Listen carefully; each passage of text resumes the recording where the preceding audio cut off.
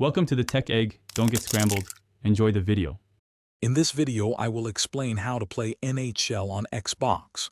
First, make sure your Xbox console is connected to your TV and powered on. Then, insert your NHL game disc or select the digital version from your game library. Finally, connect your Xbox controller and confirm it has sufficient battery life for uninterrupted gameplay. You're almost ready to hit the ice. Now, let's cover the basic controls to get you started. Use the left analog stick to control your player's movement and the right analog stick for various deking maneuvers. Press the button to pass the puck to a teammate and the X button to take a shot on goal. Remember to hold LT to protect the puck and RT to sprint down the ice. Practice these to get comfortable. Ready to elevate your game. For advanced plays, use LB for a saucer pass, which lifts the puck over sticks, and RB for a powerful one-timer shot.